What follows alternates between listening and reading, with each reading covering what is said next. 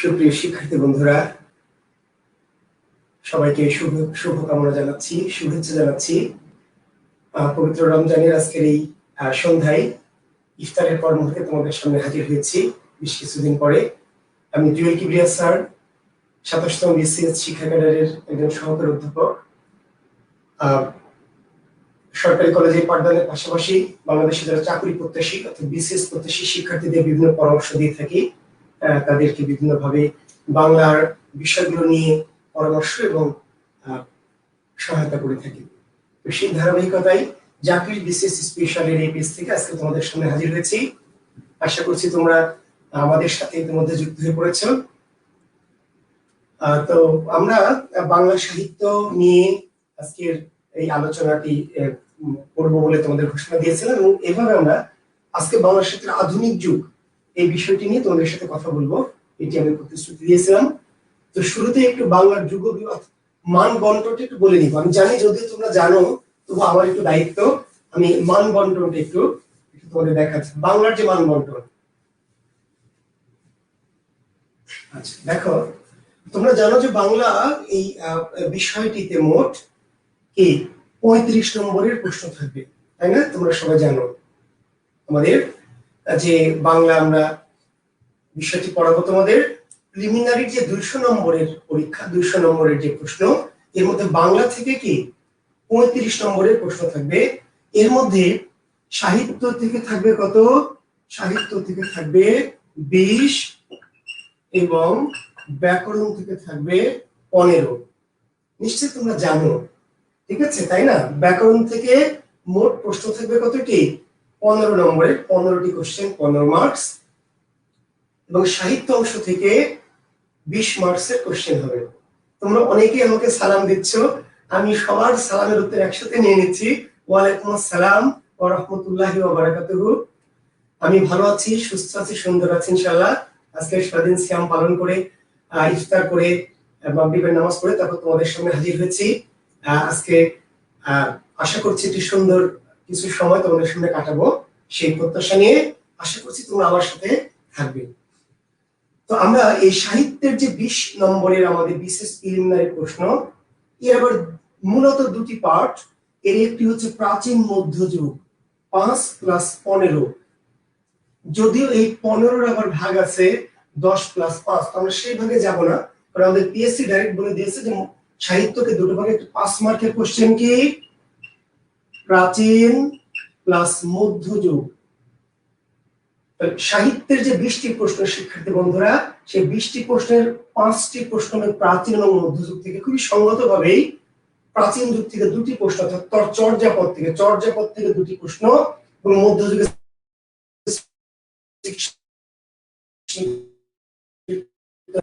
প্রশ্ন পদাবলী, ময়মনসিংহ গীতিকা, এখান থেকে 3টি প্রশ্ন, মোট প্রাচীন মধ্যযুগ থেকে 5। আর আমরা আজকের যে আলোচ্য সূচিটা তোমাদের সামনে নিয়ে এসেছি আধুনিক যুগ, দেখো আমরা শিরোনামে লিখেছি আধুনিক যুগ। এই আধুনিক যুগ থেকে মোট প্রশ্ন হবে কয়টি? 15টি।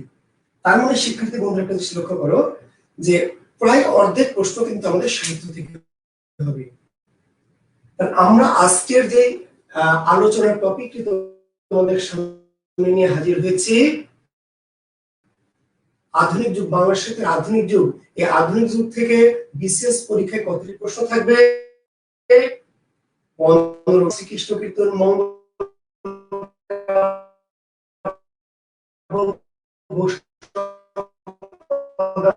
কবিতা দিয়ে এত কিছু পড়ে মোট প্রশ্ন 5টা। সেখানে আধুনিক যুগ থেকে প্রশ্ন থাকবে কয়টি? 15টি। আমরা তাহলে আধুনিক যুগের যে 15টি প্রশ্ন থাকবে, কিভাবে থাকবে, কোন কোন অংশ থেকে থাকবে, সেটি তোমাদের আজকে আলোচনা করব। আশা করছি তোমরা বিষয়টি উপভোগ করবে এবং কিছু শিখতে পারবে। ধন্যবাদ। আমরা তাহলে শুরু করছি শিক্ষার্থী বন্ধুরা। আর আমি তোমাদের প্রশ্ন নিব শেষে। তোমরা অনেকে প্রশ্ন করো, তো যেটা আমি তোমাদের কাছে অনুরোধ করব, ক্লাসের শুরুতেই প্রশ্ন তো অবশ্যই নিব। তোমাদের প্রশ্ন থাকবে, কৌতূহল থাকবে, জিজ্ঞাসা থাকবে, কনফিউশন থাকবে, যেহেতু তোমরা শিক্ষার্থী। আবার অনেকে অনেক রকম বই পড়ো, নানান বইয়ে অনেক কিছু, নানান রকম তথ্য আছে, তথ্যের বিভ্রাট আছে, থাকতেই পারে, এটা থাকার প্রসঙ্গ। কাজেই তোমাদের প্রশ্ন থাকবে। তবে আমি শুরুতেই আমি একটু আমার মতো করে আলোচনাটা একটু করতে চাই।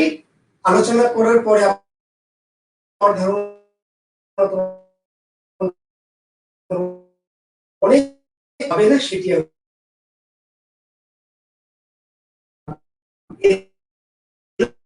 হয়ে যাবে, একটু ঝামেলা, অনেক অনেক রকম প্রশ্ন করো। আর যে প্রশ্ন অবশ্যই নিব, আমি আবার কথা দিচ্ছি, ক্লাসের শেষের দিকে গিয়ে আমি তোমাদের বলে দেবো যে এখন তোমরা প্রশ্ন করো। আর আমার এটুকু বিশ্বাস যে আমি যখন ক্লাস করাবো, ক্লাস যখন তোমরা মনোযোগ দিয়ে করতে থাকবে, অনেক প্রশ্নের উত্তর কি তোমাদের এমনিতেই তোমরা পেয়ে যাবে। ওকে, ধন্যবাদ। তাহলে আমরা প্রথমে শুরু করি আধুনিক যুগ। আচ্ছা, কখন থেকে শুরু হয়েছে আধুনিক যুগ? আধুনিক যুগের শুরু কখন থেকে, সূচনা কখন থেকে? 1801 সাল থেকে বা 19 শতক।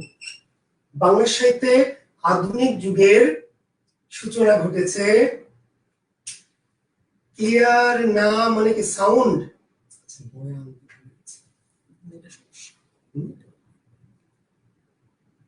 ক্লিয়ার না শব্দ নাকি ছবি? শিক্ষার্থী বন্ধুরা আটকে যায়, তাহলে নেটের জন্য মেবি সমস্যা হচ্ছে, অনেক ডিস্টার্ব হচ্ছে। ক্লিয়ার না, সবাই বলছে ক্লিয়ার না, নেটের সমস্যা হচ্ছে।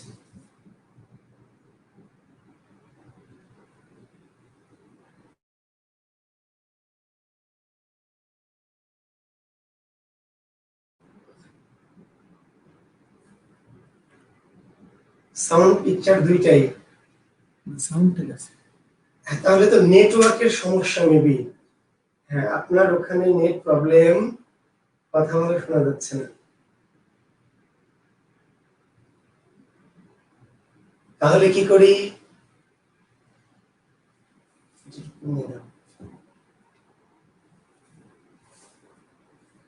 ওরা বুঝতে পারছে না, শুনতে পারছে না শিক্ষার্থীরা।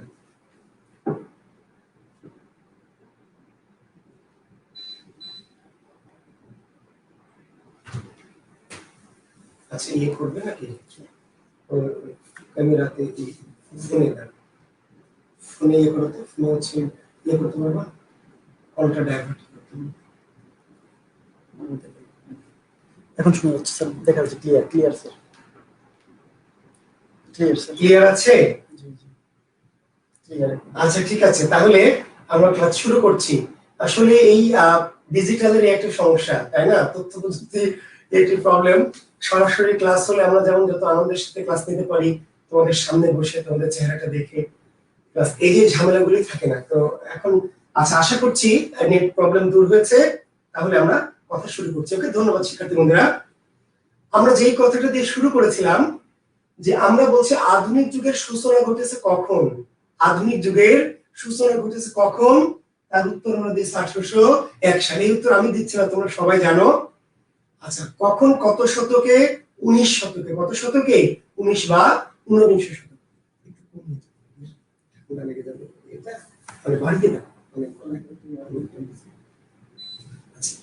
এখন আমার প্রশ্ন, আধুনিক যুগ কেন বলেন শিক্ষার্থী বন্ধুরা?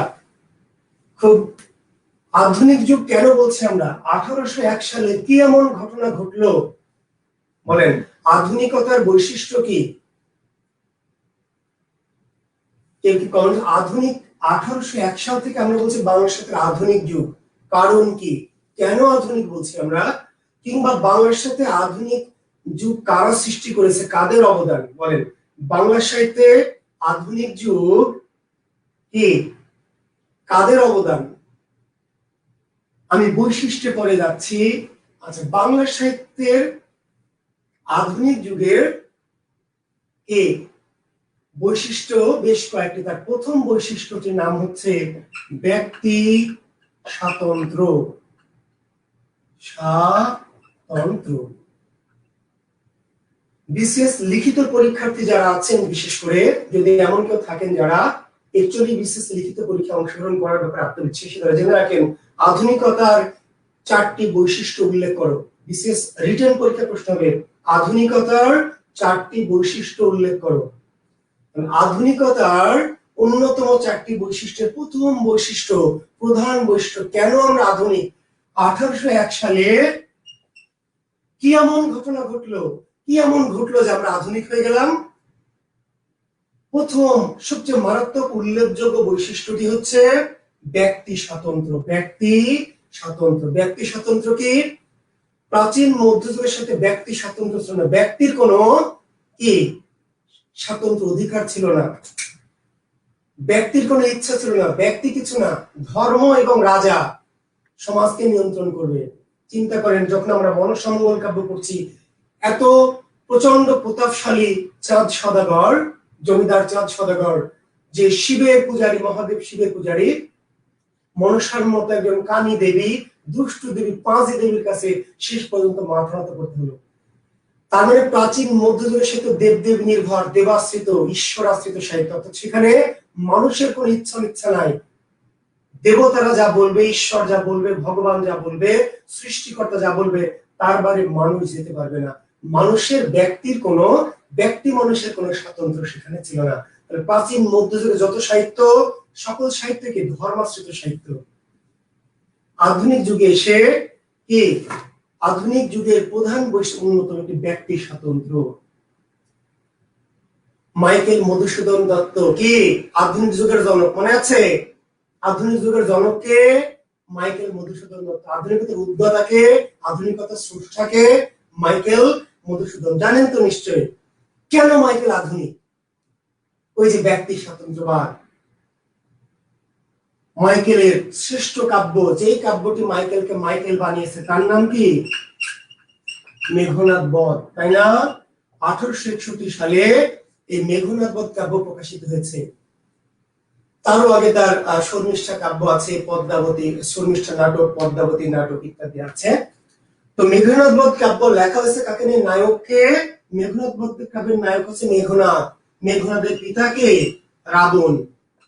মেঘনাদ বধ কাব্যের নায়ক হচ্ছে মেঘনাদ, মেঘনাদের পিতা হচ্ছে রাবণ, এরা নায়ক। ভিলেনকে? ভিলেন হলো রাম লক্ষ্মণ। এখন ভাবেন যে যেই রাম হিন্দু সমাজের নমস্য, এই মাইকেল মধুসূদন দত্তের পিতা রাজনারায়ণ দত্ত প্রতিদিন সকালে উঠে 100 বার রাম নাম জপ করে, হরে রাম হরে কৃষ্ণ, হরে রাম হরে কৃষ্ণ। রাতে ঘুমাতে যাওয়ার সময় 100 বার রাম নাম জপ করে ঘুমাতে যায়। হিন্দুদের সবচেয়ে বড় ধর্মগ্রন্থ রামায়ণ, সেই রামায়ণের দেবতা কি? নায়ক হচ্ছে রাম। মাইকেল মধুসূদন করলেন কি? তাহলে ওই যে রামায়ণ কোন যুগের? প্রাচীন যুগের, মধ্যযুগের। মাইকেল মধুসূদন মেঘনাদ বধ করলেন কি? শিব দেবতা রামকে বানালেন ভিলেন, আর রাক্ষসরাজ রাবণ বা মেঘনাদ এরা আসলে মানুষের প্রতিনিধি, এদেরকে বানালেন হিরো। তার মানে এই যে দেব দেবী আশ্রিত বা দেবাশ্রিত যে সাহিত্য, সেটির পরিবর্তে তিনি বাংলা সাহিত্যে কি করলেন? মানবিকতা, যে ব্যক্তি স্বাতন্ত্র, ব্যক্তি প্রধান। জয়লাভ করেছে রাম লক্ষণ, তাতে কি? রাম লক্ষণ জয়লাভ করেছে চুরি করে। মাইকেল বোঝালে মেঘনাদ বধ কাব্যে রাম হচ্ছে কি? রাম লক্ষণ কি? ভীরু, কাপুরুষ, ইতর, তস্কর, পামর, দুরাচার, নীচ ইত্যাদি ইত্যাদি। আর প্রকৃত দেশপ্রেমিক ধীরোদাত্ত নায়ক হিরোকে রাবণ, এবং তার পুত্র হচ্ছে মেঘনাদ। তাহলে ভাবেন, এই যে যেখানে প্রাচীন মধ্যযুগে যেখানে মনসার মতো দুষ্টু পাজি দেবী, নারী দেবী, তার কাছে ব্যক্তিত্ববান, বীর্যবান চাঁদ সদাগর যেখানে মাথা নত করছে অনিশ্বাস সত্ত্বেও, কারণ মধ্যযুগের বৈশিষ্ট্য হলো মানুষের কোন প্রাধান্য, মানুষ যা কিছু হোক না অবশ্যই দেবতার কাছে মাথা নত করতে হবে। চণ্ডী মঙ্গল কাব্য নাম শুনেছে? অন্নদা মঙ্গল কাব্য নাম শুনেছে? অন্নদা মঙ্গল কাব্য। দিল্লির বাদশা জাহাঙ্গীর, অন্নদা মঙ্গল কাব্যের একটা চরিত্র। সে দিল্লির বাদশা জাহাঙ্গীরও দেখবে অন্নদার কাছে কি করছে? মাথা নত করছে। দেখবে অন্নদার কাছে মাথা নত করে তার পূজা করছে বা তার পূজাকে স্বীকার করে নিচ্ছে।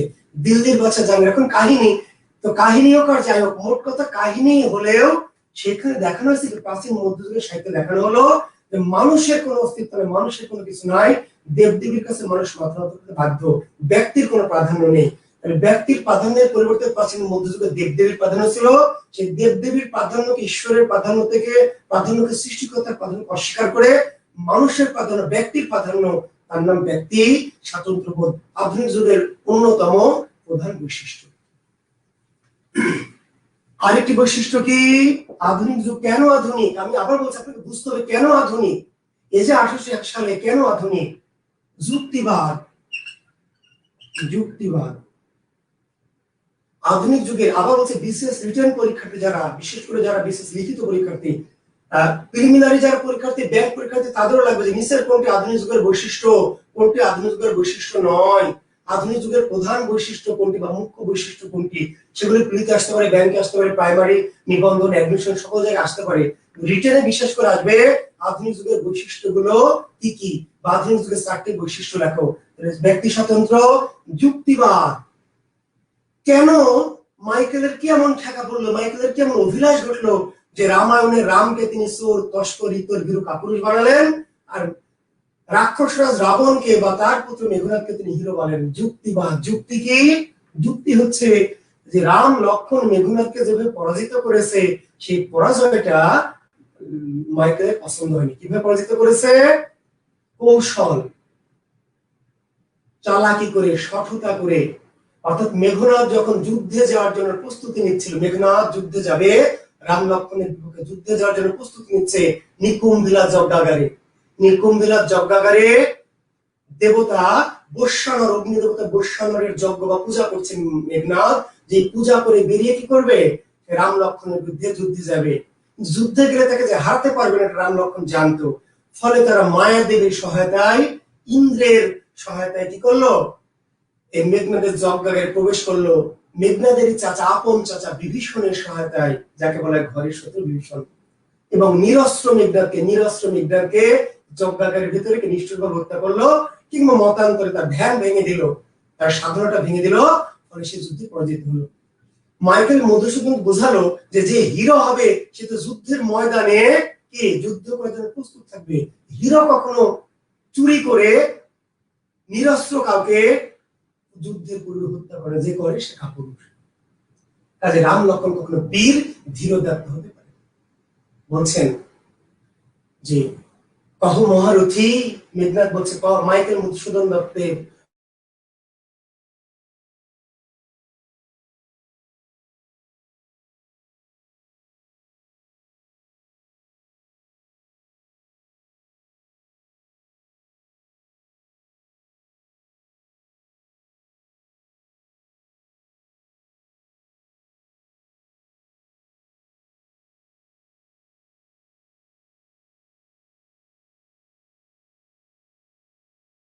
কেমন বীর। তার মানে মাইকেল মধুসূদন যুক্তি দিয়ে বুঝাতে চেয়েছেন যে মেঘনাদকে আমরা যতই, মেঘনাদের যে পরাজয়, রাবণের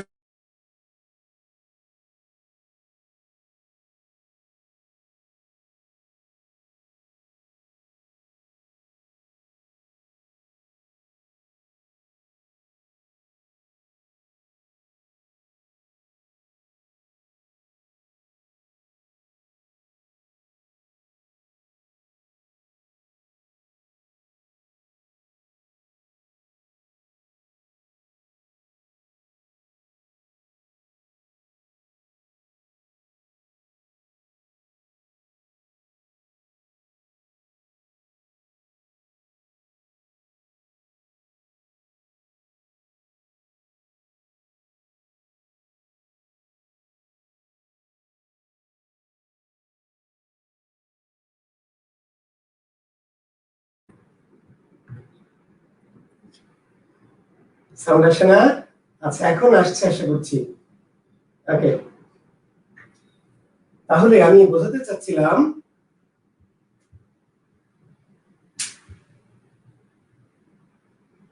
সাউন্ড কি এখন এসছে? হ্যাঁ, এসছে আশা করছি। ঠিক আছে, তাহলে আমি বোঝাতে চাইলাম যে মাইকেল মধুসূদন দত্ত আসলে এই যে রামকে বা লক্ষ্মণকে যে ভিলেন বানালেন, আর রাবণ এবং মেঘনাদকে যে হিরো বানালেন, এটা কিন্তু এমনি এমনি না, তার ইচ্ছা তাই সেজন্য না। তিনি কি করলেন? একটা যুক্তি দিয়ে প্রমাণ করলেন, যুক্তি দিয়ে বোঝালেন যে রাম আসলে হিরো হওয়ার উপযুক্ত নয়, যে চোর, যে তস্কর, যে কাপুরুষ, যে অন্যায় সমরে নিরস্ত্র কাউকে হত্যা করে, সে কখনো বীর না। প্রকৃত বীর কে? প্রকৃত বীর সে যে দেশের জন্য, দেশকে বাঁচানোর জন্য কি করে? সংগ্রাম করে। যুক্তিবাদ, দেশপ্রেম। আধুনিক যুগের কি? আধুনিক যুগের আরেকটি উল্লেখযোগ্য বৈশিষ্ট্য কি? দেশপ্রেম।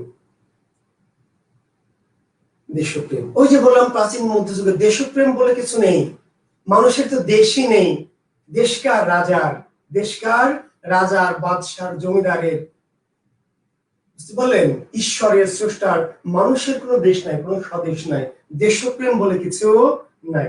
খুব মজার বিষয়, আপনাদের একটা কথা একটু বলে রাখি, খুবই আশ্চর্য হবেন এবং মুগ্ধ হবেন। দেখেন 1757 সালে পলাশীর প্রান্তরে যুদ্ধ হচ্ছে, জানেন তো? 1757 সালে কি পলাশীর প্রান্তরে যুদ্ধ চলছে, একদিকে সিরাজউদ্দৌলার সৈন্য, অন্যদিকে ইংরেজ সৈন্য। ইংরেজ সৈন্য মাত্র 3000-এর মতো, 3500 ইংরেজ সৈন্য, আর নবাবের সৈন্য লক্ষাধিক। এর মধ্যে নবাবের অনেক সৈন্য যুদ্ধ করছে না, মির্জাফরের ষড়যন্ত্রে যুদ্ধ করছে না, দাঁড়িয়ে আছে। কিন্তু ইংরেজদের সৈন্যের সাথে নবাবের কিছু বিশ্বস্ত যারা সেনাপতি ছিল, মোহনলাল, মীর মর্দান, ফরাসি বীর সাফরে, এরা যুদ্ধ করছে। পলাশীর মাঠে যুদ্ধ হচ্ছে, আর পলাশীর অম্লকাননের আশেপাশে যে ধান ক্ষেত গুলি ছিল, ধান ক্ষেত বা অন্যান্য ক্ষেত, সেখানে শত শত কৃষক, হাজার হাজার কৃষক কি করছে, চাষাবাদ করছিল। সে সময় কেউ ধান নিড়াচ্ছে, কেউ লাঙল দিচ্ছে, কেউ মাঠে কাজ করছে, এরা দাঁড়িয়ে যুদ্ধ দেখছে। পলাশীর প্রান্তরে বাংলার নবাব সিরাজউদ্দৌলার সাথে ইংরেজদের যুদ্ধ হচ্ছে, নবাবের সৈন্যরা হেরে যাচ্ছে, আশেপাশে বাংলার জনগণ দাঁড়িয়ে যুদ্ধ দেখছে। কেন যুদ্ধ দেখছে? তো যুদ্ধ দেখবেই, যুদ্ধ দেখবে না তো কি করবে বলেন? জি, কারণ যুদ্ধ দেখা ছাড়া তো তাদের কোনো কাজ ছিল না। কারণ হচ্ছে যে দেশ তো তাদের না, জনগণের না, দেশ কার? দেশ সিরাজউদ্দৌলার। ইংরেজদের সাথে যুদ্ধ হচ্ছে, সিরাজউদ্দৌলা পরাজিত হবে, আরেকজন আসবে, মির্জাফর আসবে, মির্জাফর যাবে, মীর আসবে, সরি হ্যাঁ মির্জাফর তো মিরন আসবে, কিন্তু ইংরেজ আসবে, তো জনগণের কি? জনগণের তো রাজ্য না, রাজ্য হলো রাজার। এক রাজা যাবে, আরেক রাজা আসবে, জনগণকে খাজনা দিয়ে, ট্যাক্স দিয়ে দেশে বাস করতে হবে। কে রাজা এলো, কে রাজা জয়লাভ করলো, কোন রাজা পরাজিত, এটা জনগণের কিছু যায় আসে না। ঐতিহাসিকরা বলেছেন পলাশীর প্রান্তরের আশেপাশে মাঠে যতজন কৃষক যুদ্ধ দেখছিল, এদের হাতে যে কোদাল, নিড়ানি, খুন্তি, কাঁচি গুলো ছিল, বুঝতে পারলেন, লাঙলের ফলা ছিল, এগুলো নিয়ে যদি এরা যুদ্ধে এগিয়ে আসতো নবাবের পক্ষ হয়ে, ইংরেজদের পরাজয় এমনি হতো। নবাবের সৈন্যদের লাগতো না, ওই মাঠে যে কৃষকরা এখন যুদ্ধ দেখছে, মানে কি মজা, যুদ্ধ চলছে, আমরা যেমন তাই না কোথাও পিছনে দাঁড়িয়ে দেখি। এই যুদ্ধ কেন তারা যুদ্ধ দেখছে? কারণ যুদ্ধ তাদের বিষয় না, যুদ্ধ রাজার বিষয়, রাজার সৈন্যদের বিষয়, কেউ হারবে কেউ জিতবে তাতে জনগণ যায় না। এই দেশপ্রেম ছিল না প্রাচীন মধ্যযুগে, দেশপ্রেম বলে কিছু ছিল না। এই দেশপ্রেম আধুনিক যুগের একটি অন্যতম বৈশিষ্ট্য, বুঝতে পারছেন? যেটি আমাদের সাহিত্যের মধ্য দিয়ে, আধুনিক সাহিত্য, এই যে আমাদের মেঘনাদ বধ কাব্যে মেঘনাদ কে যুদ্ধ করছে কিসের জন্য? লঙ্কা আক্রান্ত হয়েছে, রাম লক্ষ্মণের দ্বারা লঙ্কা নগরে আক্রান্ত হয়েছে, লঙ্কা নগরীকে রক্ষা করবে, লঙ্কার স্বাধীনতা সার্বভৌমত্বকে শত্রুর হাতে তুলে দেবে না, এই জন্য কিন্তু কি করছে? যুদ্ধ করছে। দেশপ্রেম এটি হচ্ছে আধুনিক যুগের একটি অন্যতম বৈশিষ্ট্য। ব্যক্তি স্বাতন্ত্র, যুক্তিবাদ, দেশপ্রেম এবং ঈশ্বরে অনাস্থা, ঈশ্বরে অনাস্থা। তখন আধুনিক যুগের সাহিত্যিকদের আমরা কিন্তু নাস্তিক বলি। যত বড় বড় সাহিত্যিক, নজরুলের মতো সাহিত্যিক, যাকে ওই সময় কাফের উপাধি দেওয়া হয়েছে, কাফের। মুন্সি রিয়াজউদ্দিন নামক একজন সম্পাদক, যার ইসলাম প্রচার সেশনে নজরুলকে যাকে আমরা বলছি ইসলামের কবি, সেই সময় তাকে কাফের উপাধি। রবীন্দ্রনাথ কে হিন্দু ধর্ম থেকে কাফের। মাইকেল তো বুঝতে পারছেন, ধর্মান্তরিত হয়ে গেলেন, খ্রিস্ট ধর্মে দীক্ষিত হলেন। আমাদের বাংলাদেশের মুসলমান শাহ হুমায়ুন আজাদের কথা আমরা বলতে পারি, মুনির সুদীপ, অনেক লেখকই আছেন যাদেরকে আমরা বলছি নাস্তিক। কেন? আধুনিকতার কিন্তু ঈশ্বর অনাস্থা। অর্থাৎ প্রাচীন মধ্যযুগে ছিল একদম ঈশ্বরের প্রচন্ড বিশ্বাস, ঈশ্বর বা সৃষ্টিকর্তা যা বলবে তাই। আধুনিক যুগে এসে বলা হলো যে না, মানুষ, ঈশ্বর আছেন, ঈশ্বর ঈশ্বরের কাজ করবে, কিন্তু মানুষকে কি করতে হবে? নিজেকে তার অস্তিত্ব টিকে রাখতে সংগ্রাম করতে হবে। ঈশ্বরগত অনাস্থা, ঈশ্বরগত অবিশ্বাস, এটা আধুনিকতার একটি অন্যতম বৈশিষ্ট্য। বাংলা সাহিত্যের 1801 সাল থেকে যে আমরা আধুনিক যুগ বলছি, এই আধুনিক যুগ কেন, কিংবা কেন এই বাংলা সাহিত্যে 1801 সাল থেকে আধুনিকতার সূচনা হলো, তার মূল কেন আধুনিক সাহিত্য? একটা সাহিত্যকে আমরা কেন আধুনিক বলছি? তার চারটি বৈশিষ্ট্য: ব্যক্তি স্বাতন্ত্র্য, যুক্তিবাদ, দেশপ্রেম এবং ঈশ্বরের প্রতি কি অনাস্থা। জি, আধুনিকতার বৈশিষ্ট্য। এখন প্রশ্ন সেখানে নয়, প্রশ্ন হচ্ছে হঠাৎ 1801 সালে এসে কি এমন ঘটলো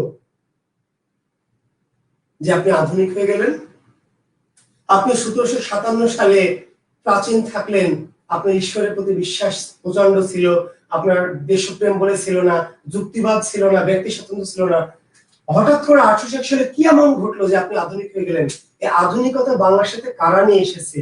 বাংলার সাথে আধুনিকতা কাদের অবদান? শুনতে খুব ভালো লাগবে না, কিন্তু খুবই বাস্তব। ইংরেজদের। বাংলার সাথে আধুনিকতা নিয়ে এসেছে কারা? ইংরেজরা। বাংলা সাহিত্যের আধুনিকতা কাদের অবদান, কিংবা বাংলা সাহিত্যের আধুনিকতা কারা নিয়ে এসেছে, আধুনিক করেছে কারা বাংলা সাহিত্যকে? ইংরেজরা। ইংরেজরা আমাদের অনেক ক্ষতি করেছে, জানেন? সবাই জানে ইংরেজরা ক্ষতি করেছে, শাসন করেছে, শোষণ করেছে, নির্যাতন করেছে, নিপীড়ন করেছে, ধর্ষণ করেছে, সম্পদ লুটপাট করেছে। সবাই জানেন এই ইতিহাস। কিন্তু একটা ইতিহাসে তো অনেকে জানেন না, ইংরেজরা আমাদের কিছু ভালো করেছে। যদিও এত লাইভ ক্লাসে বা এত উন্মুক্ত ক্লাসে এইগুলো বলা ঠিক কিনা, তবু আমরা বলছি এটি সত্য।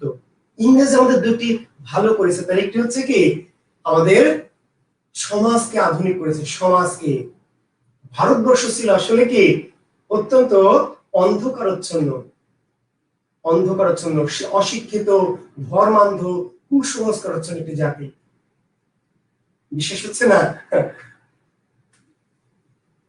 দেখেন, ওই যে বললাম যে 1757 সাল থেকে 1801 সাল, মাত্র কত বছর? মাত্র 43 বছর।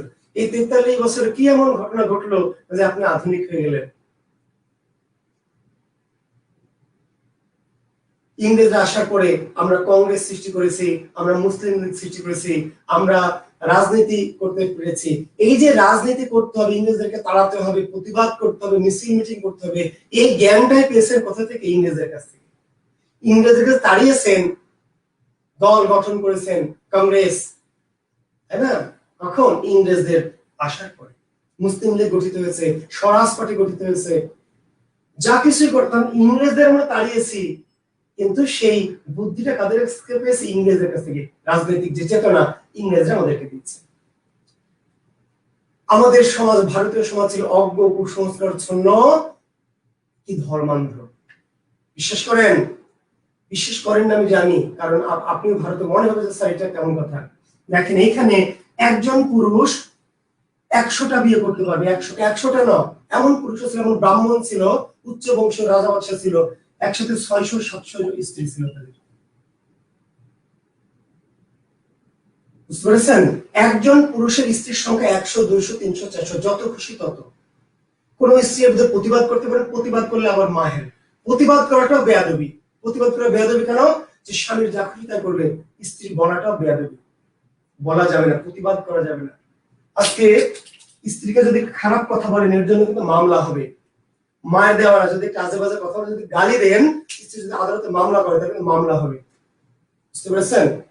এবং অন্তত 2 বছরের জেল হবে। যে আপনি শারীরিক না, মানসিক নির্যাতন, গালি যদি দেন, মানসিক নির্যাতন, 2 বছরের জেল হবে। অথচ একটা সময় ছিল যখন স্ত্রীকে মারলে, স্ত্রী যদি বিচার চাইতো, এই বিচার চাওয়ার অপরাধে ওই মহিলাকে আবার মায়ের। বেয়াদব কোথাকার, পাজি, শয়তান মেয়ে। স্বামী তোমাকে মারবে না, স্বামীকে তোমাকে সারাদিন আদরই করবে। সেই সমাজ ভাবেন। আর একজন মেয়ে দ্বিতীয় বিয়ে তো করতে পারবেই না, তার একজন মহিলার স্বামী একজন বিয়ে করে, স্বামী যদি মারা যায় সে আর কখনো বিয়ে করতে পারবে না। এবং একটি মেয়ের বিয়ে হতো 5 বছর বয়সে। জানেন, বঙ্কিমের বিয়ে হয়েছে যখন তার স্ত্রীর বয়স 5 বছর। বঙ্কিমের বয়স 11 বছর, আর বিয়ে হয়েছে বঙ্কিমের যে নারী, তার বয়স কত? 5 বছর। তো বঙ্কিমের বয়স 11 বছর। স্বাভাবিকভাবে এমন হতো যে মেয়ের বয়স 5 বছর, 6 বছর, 7 বছর, 8 বছর, 9 বছর। আর যার সাথে বিয়ে হতো তার বয়স কি কত? 25, 30, 36, 48, 50, 60। 60 বছর, 62 বছর, 58 বছর একজন মানুষের, পুরুষের বিয়ে হতো 7-8 বছর, 6 বছর নারীর সাথে। 5 বছর পরে, 6 বছর পরে লোকটি মারা গেছে। যখন বিয়ে হয়েছে, এই মেয়েটি বোঝে না বিয়ে কি, স্বামী কি, সংসার কি, কিছু বোঝে না।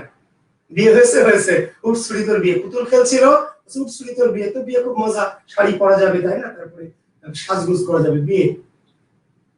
যখন বোঝে বিয়ে কি স্বামী কি তখন জানে সে বিধবা। যখন মেয়েটির বয়স 12 বছর, 13 বছর, 14 বছর হয়েছে তখন জানে সে বিধবা। তার চুল কেটে দেওয়া হবে, তার সাদা শাড়ি পরিয়ে দেওয়া হবে, তাকে মাছ মাংস ডিম দুধ পেঁয়াজ রসুন কিছু খেতে দেওয়া যাবে না, সে এক ঘরেও থাকবে। এবং এটি ছিল ধর্ম। এবং তার একটু আগে যদি যাই, তবু তো চুল টুল কেটে সাদা শাড়ি পরিয়ে মাছ মাংস ডিম দুধ না খেয়ে জীবন মৃতের মতো করে রাখা হচ্ছিল। তার যদি আরো 20 বছর আগে যায় তাহলে তার বেঁচে থাকার অধিকার ছিল না। স্বামী যখন মারা যাবে এই মেয়ের আর বেঁচে থাকার অধিকার না, সাথে সাথে থেকে চিতায় পুড়িয়ে মারতে হবে।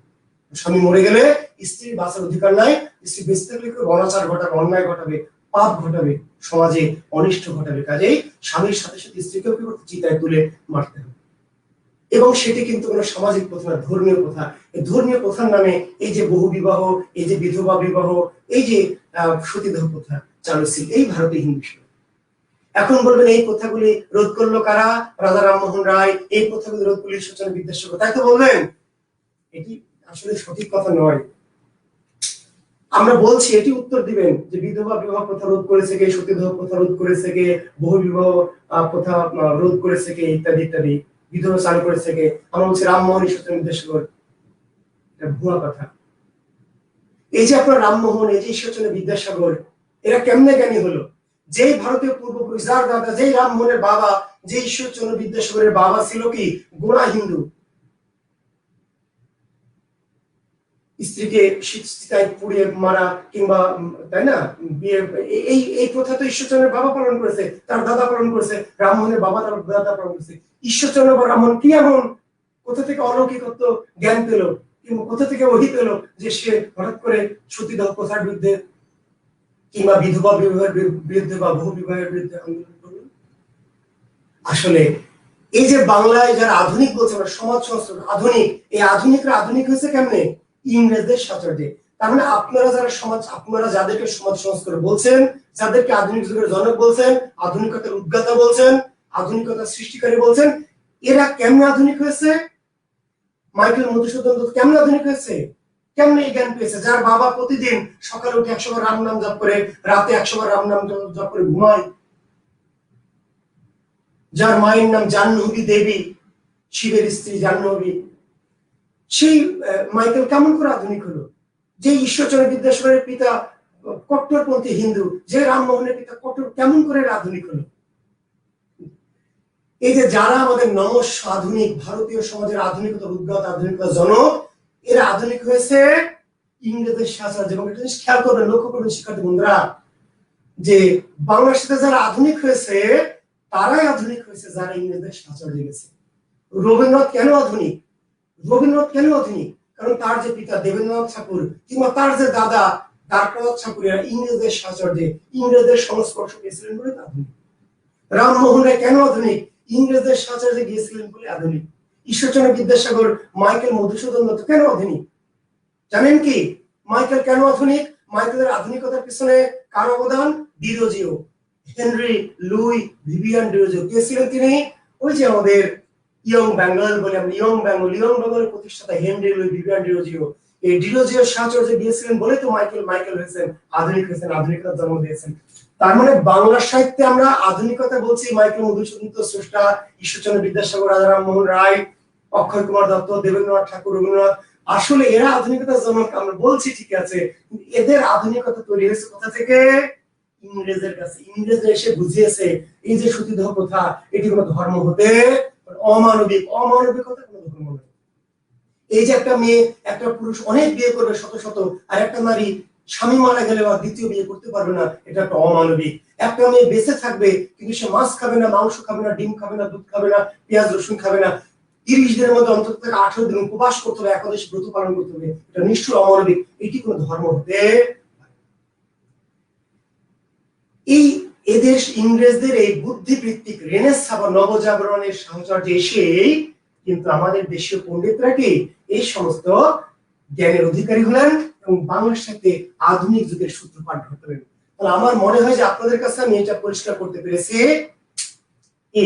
যে বাংলা সাহিত্যের আধুনিকতা মূলত ইংরেজদের অবদান। এবং আরো স্পেসিফিক নির্দিষ্ট করে যদি আমরা বলি যে বাংলার সাথে আধুনিক যুগ শুরু পিছনে কোন প্রতিষ্ঠানের অবদান, নির্দিষ্ট করে কাদের, তাহলে ইংরেজদের। কোন প্রতিষ্ঠানের?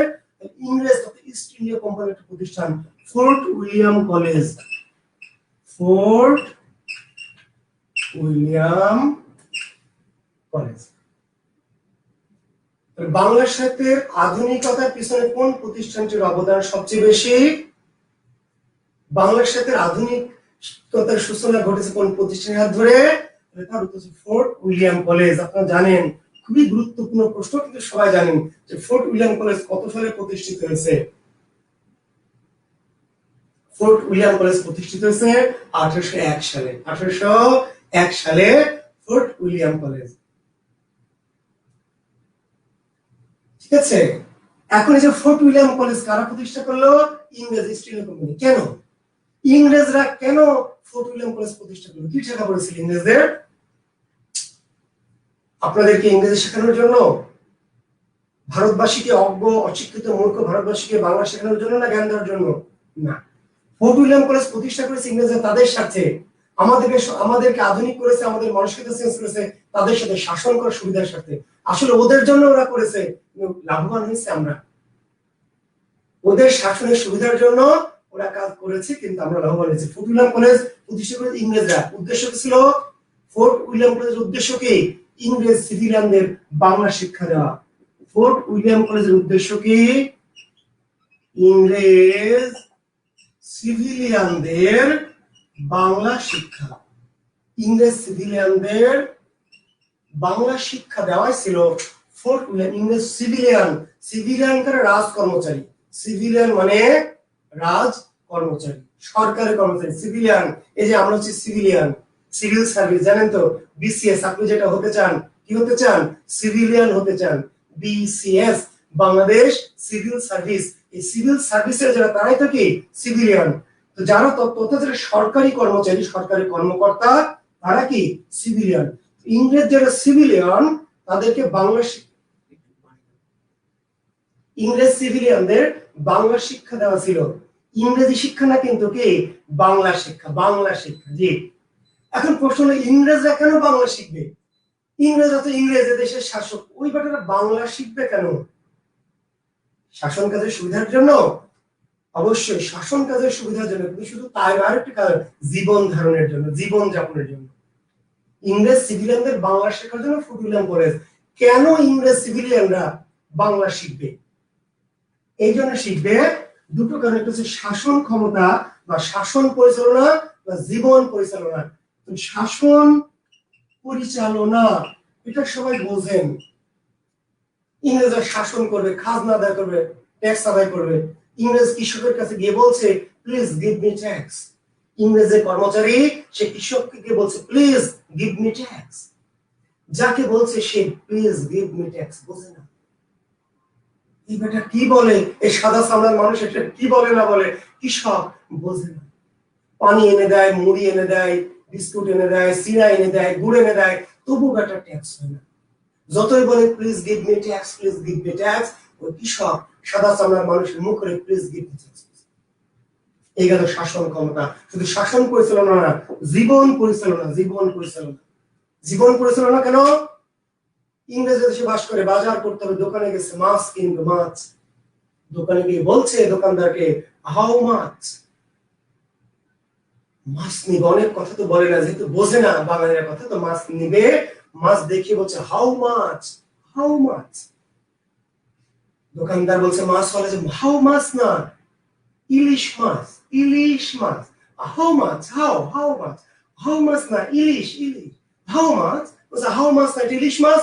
নিলে নেন, না নিলে যান। দুনিয়া খালে হাউ মাছ, হাউ মাছ। আমাদের দেশে হাউ মাছ হয় না, ইলিশ মাছ হয়, পুঁটি মাছ হয়, ট্যাংরা মাছ হয়, গুচি মাছ হয়। নিলে নেন, না নিলে যান। আর হাউ মাছ খাইতে চাইলে আপনাদের দেশে যান। এবার দেখলেন যে মহাবিপদ, জীবন যাপন করা যায়। তখন চিন্তা করে যে হাউ মাছ না, কি বলতে হবে? দাম কত। হাউ মাছ না, জিজ্ঞেস করতে হবে দাম কত, দাম কত। প্লিজ গিভ মি ট্যাক্স না বলে ওদেরকে কি বলতে হবে? খাজনা দাও, খাজনা। এই কথাগুলো শেখার জন্যই ফোর্ট উইলিয়াম কলেজ খোলা হলো 1800 সালে, এবং 1801 সালে বাংলা বিভাগ। 1801 সালে কি বাংলা বিভাগ। আসলে ফোর্ট উইলিয়াম কলেজ মূল বিভাগটাই বাংলা বিভাগ। মূল বিভাগটাই কি বাংলা বিভাগ। তবে এর পাশাপাশি বাংলার পাশাপাশি তিনটা বিভাগ ছিল, বাংলা, একটি হলো সংস্কৃত এবং ফার্সি। ফোর্ট উইলিয়াম কলেজে বিভাগ ছিল তিনটি। ফোর্ট উইলিয়াম কলেজে বিভাগ ছিল কি তিনটি। একটি হচ্ছে বাংলা, মূল বিভাগ হলো বাংলা বিভাগ, আসলে উদ্দেশ্যটাই ছিল বাংলা শিক্ষা দেওয়া। এর পাশাপাশি সংস্কৃত বিভাগ ছিল এবং ছিল কি ফার্সি বিভাগ। তো এই যে ফোর্ট উইলিয়াম কলেজ এবং ফোর্ট উইলিয়াম কলেজের যে বাংলা বিভাগ, এই বিভাগের প্রধান যিনি ছিলেন, প্রধান সেই ভদ্রলোকের নাম কি?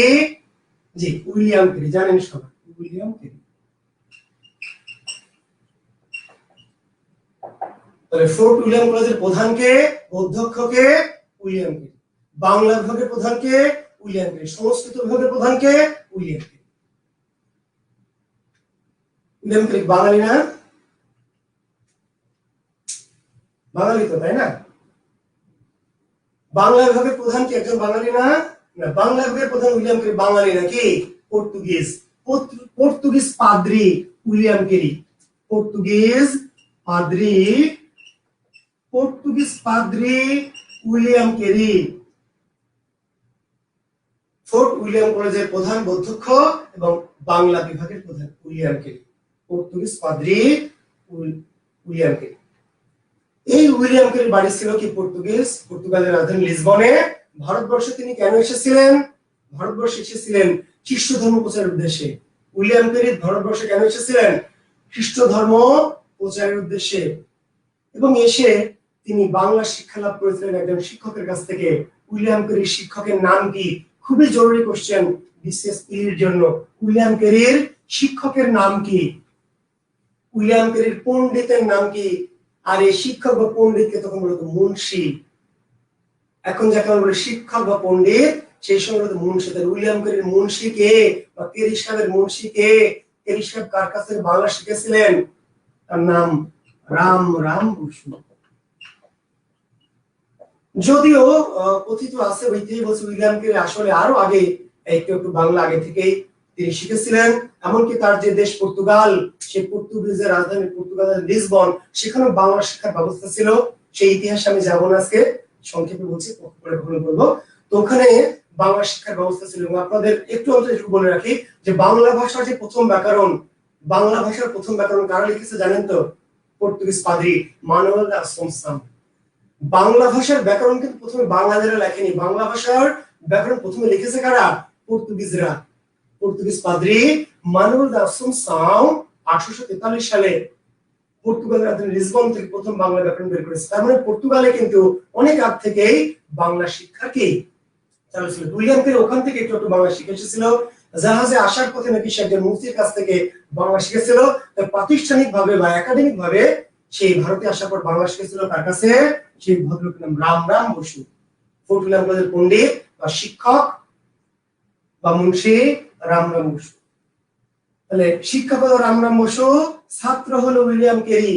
এবং ফোর্ট উইলিয়াম কলেজ যখন হলো, বাংলা বিভাগ যখন হলো, ছাত্র উইলিয়াম কেরি হচ্ছে কি প্রধান, হেড, প্রিন্সিপাল, আর স্যার হলো তার কি অধীনে শিক্ষক। মজার বিষয় দেখেন, উইলিয়াম কেরি ছাত্র, রাম বসু শিক্ষক। যখন কলেজ প্রতিষ্ঠিত হলো ফোর্ট উইলিয়াম কলেজ, তখন ছাত্র উইলিয়াম কেরি হচ্ছে প্রিন্সিপাল, আর তার যে স্যার রাম বসু কি সেই ফোর্ট উইলিয়াম কলেজের একজন কি সাধারণ শিক্ষক, সহকারী শিক্ষক। জি। তো উইলিয়াম কেরি, এই উইলিয়াম কেরি খুবই গুরুত্বপূর্ণ প্রশ্ন। রিটেন পরীক্ষার্থী যারা আছেন একচুয়ালি বিসিএস এর জন্য জেনে রাখুন উইলিয়াম কেরির অবদান, বাংলার সাথে উইলিয়াম কেরির অবদান, উইলিয়াম কেরির পরিচয় আসবে পরীক্ষায়।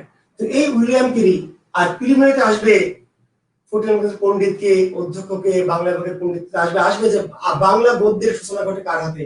বাংলা গদ্যের সূচনা ঘটেছে কার হাতে? বাংলা গদ্যের সূচনা ঘটেছে কার হাতে? এই উইলিয়াম কেরির হাতে। যদিও বাংলা গদ্যের জনক উইলিয়াম কেরি না, জানেন নিশ্চয় বাংলা গদ্যের জনক উইলিয়াম কেরি নন, কিন্তু বাংলা গদ্যের সূচনা ঘটেছে কার হাতে? বাংলা গদ্য শুরু করেছেন কে? বাংলা গদ্য প্রথম রচনাকারীর নাম কি? William Carey. জনক কেন হয়নি তার ব্যাখ্যা আমি করে দিচ্ছি। বাংলা গদ্যের সূচনা ঘটেছে বা শুরু হয়েছে কার হাত ধরে? উইলিয়াম কেরির হাত ধরে। একজন লিখছেন বিদ্যাসাগর। বিদ্যাসাগর হচ্ছে বাংলা গদ্যের জনক, উইলিয়াম ক্যারির হাত ধরে বাংলা গদ্যের সূচনা বা শুরু হয়েছে। এবং বাংলা সাহিত্যের প্রথম মুদ্রিত গ্রন্থের নাম কি? বাংলা সাহিত্যের প্রথম মুদ্রিত গ্রন্থের নাম কি? কথোপকথন। বাংলা সাহিত্যের প্রথম মুদ্রিত গ্রন্থের নাম কথোপকথন। কত সালে? 1801 সালে প্রকাশিত হয়। 1801 সালে উইলিয়াম ক্যারি রচিত কথোপকথন। এই কথোপকথন বানান আসে, বানান কোনটি সঠিক? কথোপকথন। কথোপকথন রচয়িতাকে উইলিয়াম ক্যারি। উইলিয়াম রচিত গ্রন্থ কোনটি? কথোপকথন। এটি হলো বাংলা সাহিত্যের প্রথম মুদ্রিত গ্রন্থ। বাংলা সাহিত্যের প্রথম মুদ্রিত গ্রন্থ কথোপকথন 1801 সালে। যদিও বাঙালি কর্তৃক প্রথম মুদ্রিত গ্রন্থ কোনটি? বাঙালি কর্তৃক রচিত প্রথম গ্রন্থ কোনটি?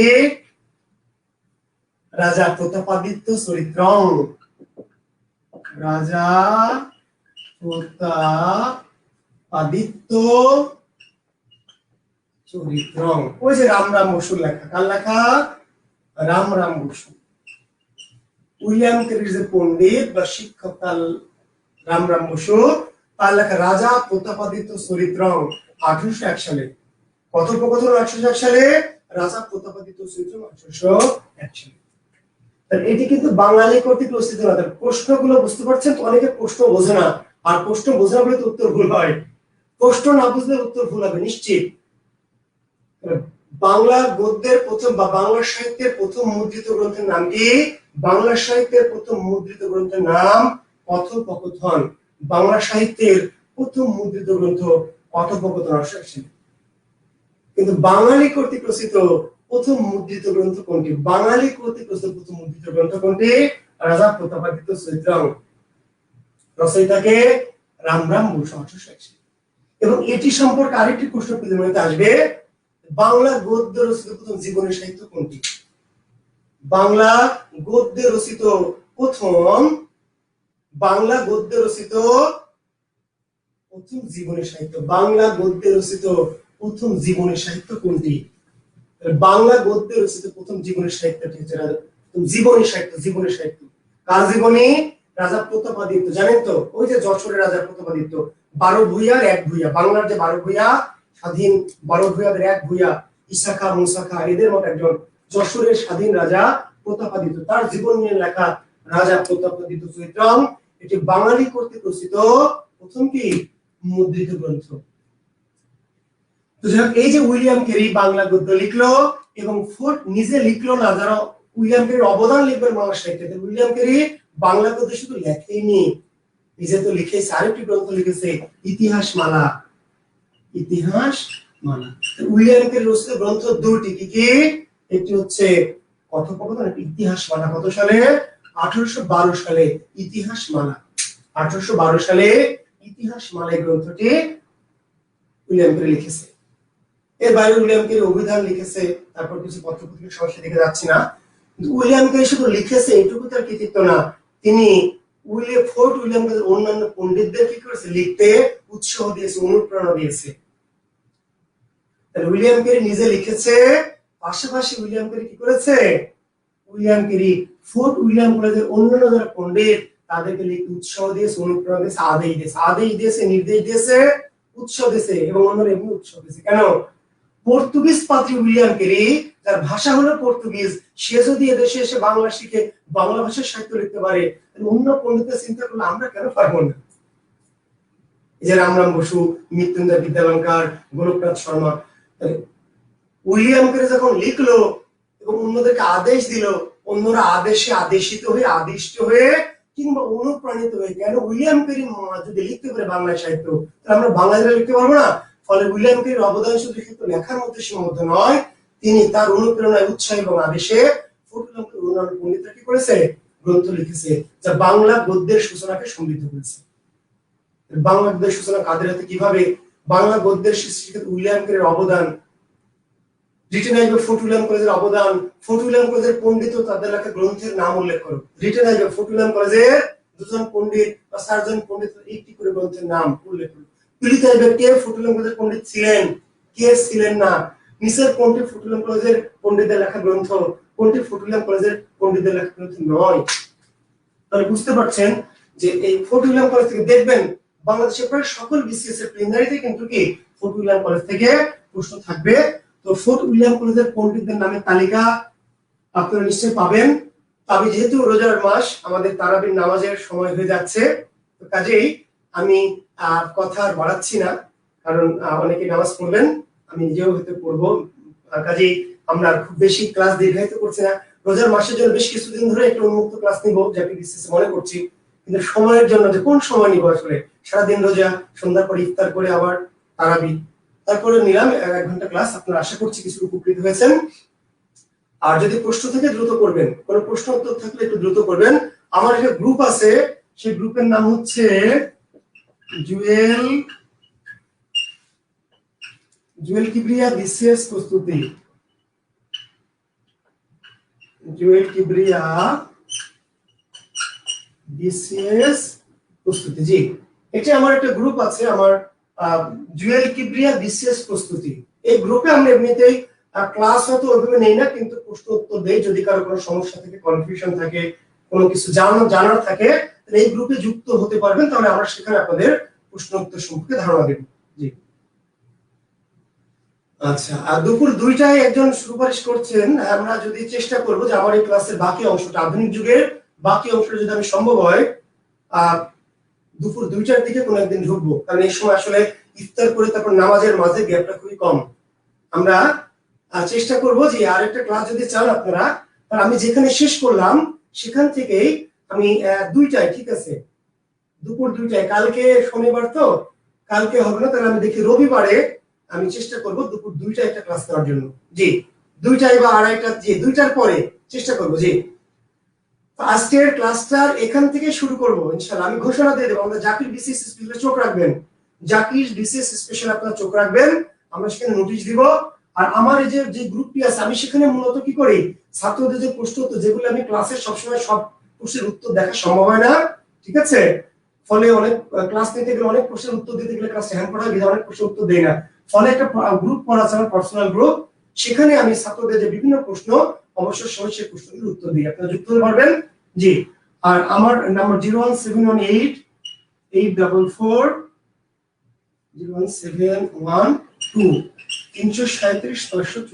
এটি আমার পার্সোনাল নাম্বার। যদি কারো প্রয়োজন মনে হয় তাহলে আপনারা যোগাযোগ করতে পারবেন। 01712337554। তাকে জনক বলা হয় না কেন, যে যার থেকে গদ্য শুরু হয় তাকে জনক কেন বলা হয় না, এই উত্তরটি শুধু চমৎকার একটি প্রশ্ন, কিন্তু দিতে চাচ্ছি না কারণ টাইম ওয়েস্ট। তবে একটু সংক্ষেপে বলি। দেখেন, নাটক শুরু হয়েছে নাটক শুরু করেছে কি মাইকেল, নাটকের জনক মাইকেল। শিক্ষার্থী বন্ধুরা, আমি এই প্রশ্নের উত্তরটা আগামী ভালো করে দিব। তবে নাটকের জনক মাইকেল, নাটক কি মাইকেলের লেখা শুরু করেছে? মাইকেলের আগে নাটক লেখা হয়নি? মাইকেলের আগে নাটক লেখা হয়েছে না হয়নি? চরণ সিকদারের ভদ্রার্জুন, জি.সি. গুপ্তের কীর্তিবিলাস, রামনারায়ণ তর্করত্নের কি পুলিনকুল সর্বস্ব। তাহলে মাইকেল মধুসূদন দত্তের আগে আরো 30টা নাটক লেখা হয়েছে। তাহলে মাইকেল কেন জনক? এখানে একটা কাহিনী আছে। বঙ্কিম, উপন্যাসের জনক বঙ্কিম, ঠিক কিনা? উপন্যাসের জনক বঙ্কিম, তাই তো? বঙ্কিমের আগে কোন উপন্যাস লেখা হয়নি? আল্লাহর দুলাল কি বঙ্কিমের আগে না পরে? আল্লাহর দুলাল পেরিসাদ মিত্র উপন্যাসের জনক। তাহলে লিখলে জনক না, যে লিখেছে প্রথম উপন্যাসের প্রথম রচয়িতাকে পেরিসাদ মিত্র। বাংলা সাহিত্যের উপন্যাস প্রথম লিখেছে কে? পেরিসাদ মিত্র, সেটা ঠিক আছে। জনক, জনক হতে হলে একটা বিশেষ কারণ থাকতে হবে। তো সেই কারণটা ব্যাখ্যা করতে যাব না, আগামী দিন আপনাকে আমি তো এইটুকু বুঝতে সক্ষম হয়েছি যে উইলিয়াম ক্যারি প্রথম লিখেছে জনক না, জনক বিদ্যাসাগর। পেরিসাদ মিত্র প্রথম উপন্যাস লিখেছেন, জনক কে? বঙ্কিম। নাটক প্রথম লিখলো যোগেশ চন্দ্র গুপ্ত, জি.সি. গুপ্ত, কীর্তিবিলাস। তারপরে লিখলো তারাচন্দ্র শিকদার, ভদ্রার্জুন। নাটকের জনক কে? মাইকেল মধুসূদন দত্ত। কাজে জনক কেন, জনক কি কারণে জনক হয়? প্রথম লিখলে সে প্রথম লিখেছে, সেটি প্রথম লিখেছে আমি, প্রথম লিখেছে অমুক, সে প্রথম লেখক। জনক হতে হলে কিছু বিশেষ বৈশিষ্ট্য আছে, সেগুলি আমরা আজকে আলোচনায় যাব না। আমরা ইনশাআল্লাহ, আমি কথা দিচ্ছি, আমরা 2-1 আরেকটি ক্লাস দুপুরে 2টার দিকে, ওই সময়টা একটু ফ্রি থাকবেন, দুপুরে খাওয়া দাওয়া থাকবে না, 2টার পরে 2টা আড়াইটার দিকে কোন একটা সময় আমি ইনশাআল্লাহ রিসেন্ট অতি দ্রুতই আমরা নোটিশ দিয়ে আমরা ক্লাসটি নিব। তাহলে চোখ রাখবেন জাকির বিশেষ স্পেশালে, চোখ রাখবেন আমার ব্যক্তিগত সাইট জুয়েল কিবরিয়া বিশেষ প্রস্তুতিতে, আর আমার ব্যক্তিগত নাম্বারটা দিয়ে রাখলাম, প্রয়োজন মনে করলে কথা বলবেন, ঠিক আছে? আর আমাদের রিয়াদ স্যারের যে ম্যাথ কোর্সটি চলছে সেখানেও রিয়াদ স্যারের সাথে যোগাযোগ করলে আমাদের এই অনলাইন ক্লাসের ব্যাপারে আপনারা জানতে পারবেন। আর আমার নিজের একটি সাহিত্যের গ্রুপ চলছে, সাহিত্যের কোর্স চলছে, ঠিক আছে? সাহিত্য কোর্স, সেখানে আপনারা যুক্ত হতে পারবেন, এখনো ভর্তি হওয়া যাচ্ছে সাহিত্যের কোর্সটাতে। আপনারা চাইলে যদি আপনারা সাহিত্যের কোর্সে ভর্তি হয়ে যেতে চান তাহলে আপনারা এখনো জাকির বিশেষ স্পেশালে ঢুকে নোটিশ থেকে দেখে আপনারা ভর্তি হতে পারবেন। সবার জন্য শুভকামনা, শুভরাত্রি, আল্লাহ হাফেজ, ভালো থাকবেন।